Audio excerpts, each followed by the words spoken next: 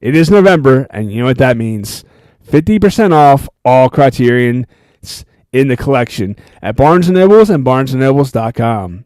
If you haven't already, go ahead and hit the subscribe button to never miss a video. We have daily film content, including movie reviews, movie news, and so much more.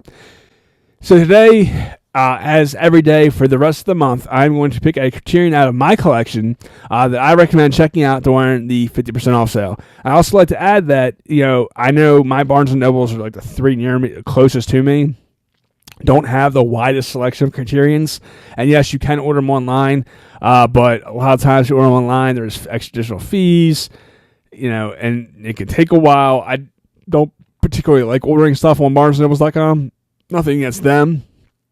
I just don't like ordering anything online mostly online because of, issues with shipping and time spans.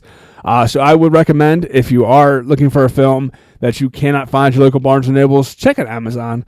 I know some people don't like that, but I've bought a slew of Criterions on Amazon. And I've always been an advocate of that just because during the 50% off sale, Amazon doesn't have every title 50% off, but they have almost every title 50% off. Some are even 55 or 60% off. And you get it 2-day shipping for the most part.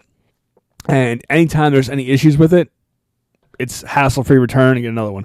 Like I actually got some Criterions in today, and one of the discs actually is out of the socket or out of its case. You can hear it jiggling around. Anytime that happens, I always just report it. Send me a new copy, return the old one. No fuss, no muss.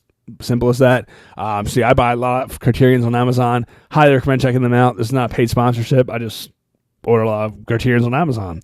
So that being said, today's recommendation is not a film, but a box set. One of my personal favorite trilogies of all time, and that is Richard Linklater's Before Trilogy.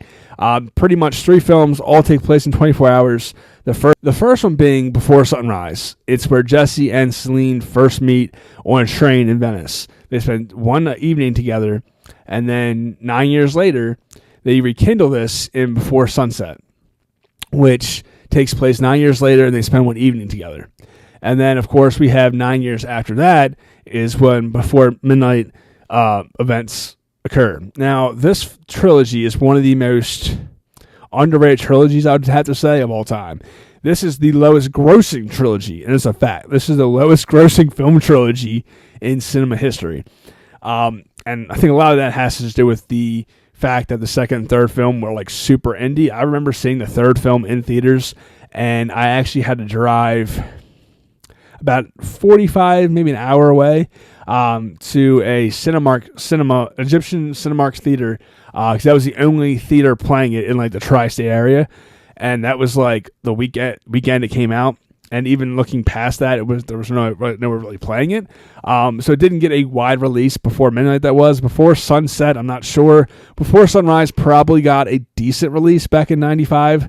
But I was too young to know. So so definitely one of the trilogies I recommend checking out.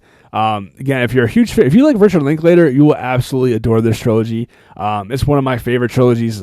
These are films that I revisit very often, just because I just, again, love these stories. It's probably one of the best romance stories or trilogies or love stories out there. And yes, there are some great classics, some which are in the collection, some which are not. But if you haven't seen them, blind buy these and watch this trilogy. It will be the most liberating feeling ever, because I cannot recommend this trilogy enough. Everybody ever spoken to about this trilogy absolutely adores it. So if you've seen this trilogy, comment below, let me know what are your thoughts. And if you haven't seen it, I highly recommend checking this one out. You will not be disappointed. As always, thanks for watching, and comment below what are your thoughts and what films you're picking up from the 50% off sale.